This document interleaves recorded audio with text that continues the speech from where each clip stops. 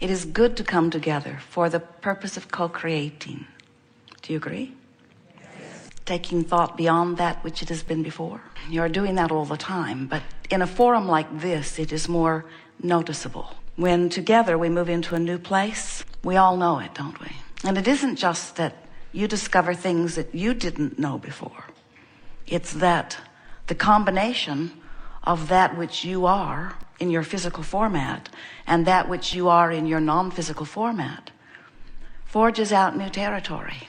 And there is exhilaration in that process. Sometimes consternation in the beginning of it.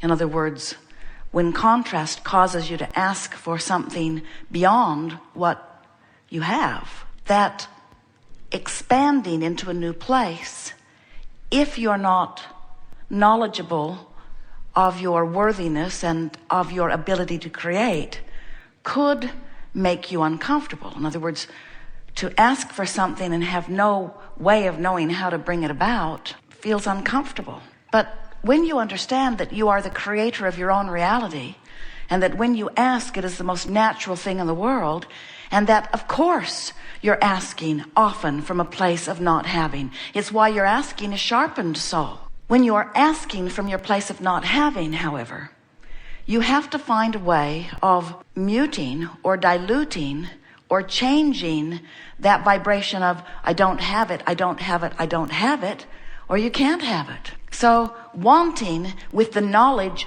of how to go about receiving is blissful. Wanting in doubt or in not understanding how things happen, when you're counting on luck or chance or the good nature of another, not so pleasant. We call this gathering the art of allowing. And what it really means is it's the art of allowing what you've asked for to fully manifest in your experience. It's also the art of allowing you in your physical format to be a vibrational match to the broader part of you. You are so much more than these physical bodies. While they are wonderful, you are in these bodies an extension of source energy.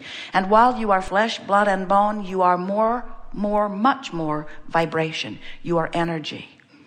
And the way you most understand your energy is through the thought process. The thought of despair is a vibration or an energy offering that is very different than the thought of appreciation. They are very different frequencies. The thought of exhilaration, the feeling of exhilaration, accompanies thoughts that are higher in frequency than the feeling of loneliness. In other words, the better you feel, the higher your vibration. The worse you feel, the lower your vibration. But it's even more than that. It's not just a high or low vibration that makes you feel the way you do.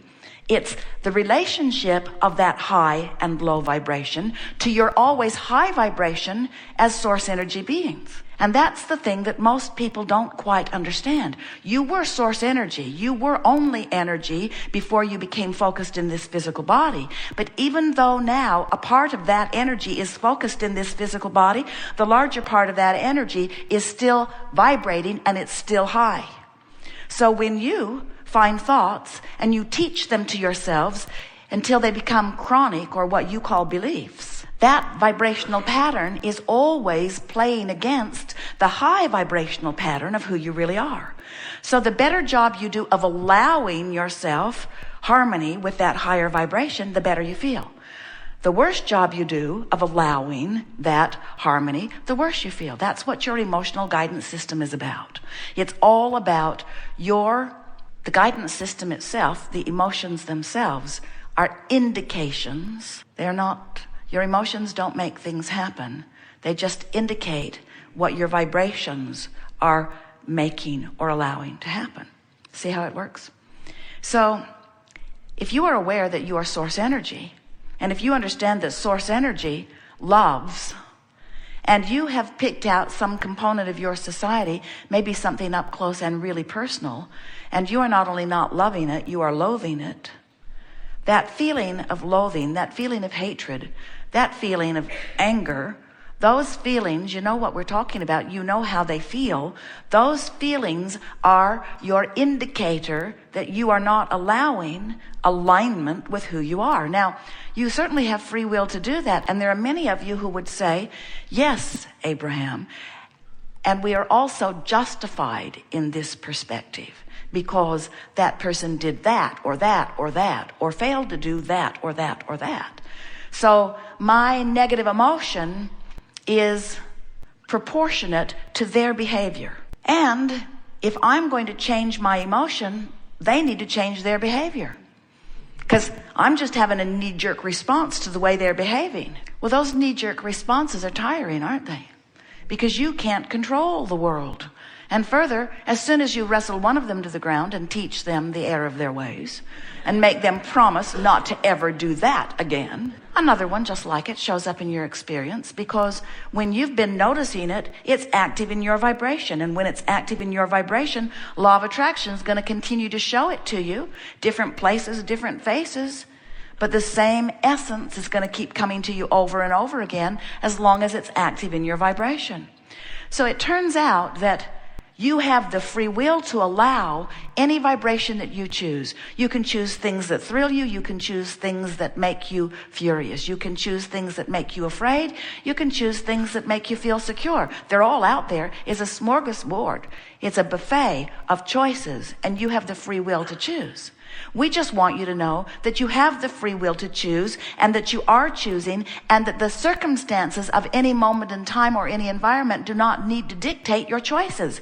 You are smarter than that. You don't have to. That would be like turning on your television and seeing some movie that is really offensive to you. The chainsaw just chopped off another head, and it was painful to watch, but you just sit there and watch it anyway. Why are you watching that? It's on. But why are you watching that? Because it's happening in front of me. So I thought I should. Or Esther's favorite line, especially in the beginning, but Abraham, it's true. As if the truth of something is the appropriate criteria for why you would choose it. And we say there are so many things that are true. Pick the good feeling ones to focus upon. And people say, well, aren't we just putting our head in the sand? Aren't we ignoring? Won't things get worse if we don't find the things that are wrong and do something about it? And we say, it's perfectly appropriate to find the things that you don't think are right, to find the things that you would rather be different. That's step one of the creative process, in fact. You said, I'll go forth into this contrast, and from it I will decide. But so often, you long decide that you don't want this, which helps you to clearly decide that you do want this. And that's the point that you want to turn your attention to what you do want. We want you to decide to be more deliberate about what you give your attention to. Because when you decide what you'll give your attention to, then and only then will you consistently be a vibrational match. Will you consistently allow your alignment with who you really are? The source within you will not come into a lower vibration to join you in a thought. That's why you feel negative emotion. If when you got ornery, source would come and be ornery too, it wouldn't feel ornery, it would feel euphoric. Anytime you are in sync with source, you feel good. But source maintains the highest frequency it is found because source focuses, and you help source find higher and higher frequencies because you keep deciphering life and asking for more and more and more. So here's the whole process. You were non-physical energy before you came into this body, and a part of that non-physical energy focused into this body that you know as you. But even though you are here and you are you, the larger part of you, the source energy part of you, is still in non-physical, still offering that high, pure, non-resistant vibration. So here you are. As you explore the variety of what surrounds you, you know what you don't want, which causes you to know what you do want. And when you know what you do want, without knowing it, well, many of you now know it, but even if you don't know it, you emanate a rocket of desire, an equal, proportionate asking on the other end of what you don't want. That's what this contrasting experience does for all of us. So here's this new desire, and the source within you receives that rocket of desire and absorbs it or incorporates it into the whole of that vibration. In other words, when you're sick, you ask for wellness, and the inner being, the source energy part of you, becomes weller than it was before you got sick. If you are confused and ask for clarity, the source energy you becomes clearer than you were before you got confused. In other words, that's what the expansion of all is. That's what the evolution of all species is about. So we want you to at least try to accept that while you are here in this physical body, you are causing an expansion of the non-physical part of you. And in fact, while you are creating your houses and your lovers and your lifestyles, while you are creating your fortunes, your empires, while you are creating the stuff of your physical world that you call your hopes and dreams or goals, while you're doing all of that, what you're really creating is an expanded version of you. You are the creator, but you are also the created. You are also the creation. In other words, when life causes you to ask for more, you become that more. When life causes you to ask for more wellness, you create a weller you. When life causes you to ask for more abundance, you create a more abundant you. So now, remember those two perspectives of you and you. There's the more abundant you that is just expanded because of the less abundant you. But now the more abundant you, in its dominant offering of vibration and law of attraction responding to its dominant offering of vibration, now that more abundant you, if you are to feel good, must be met by you.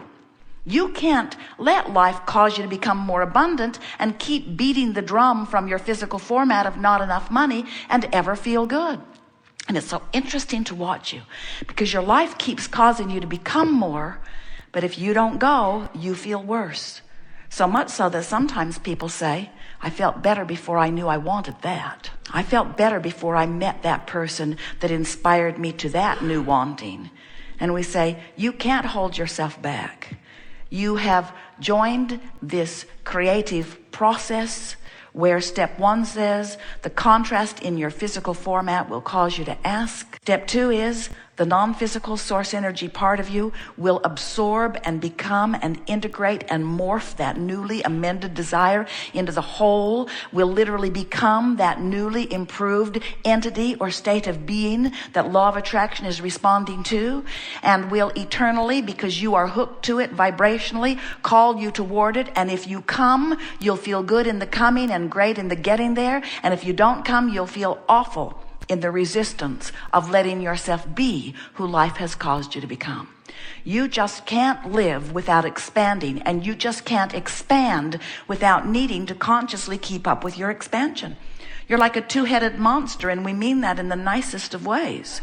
And if both heads are not moving in the same direction, you don't feel good. So sometimes people think that what we are trying to get you to do is just always be that perfect vibrational match. And we say, it's nice if you can do it, but you can't, because you live in this environment of contrast where you are wanting the inspiration for more.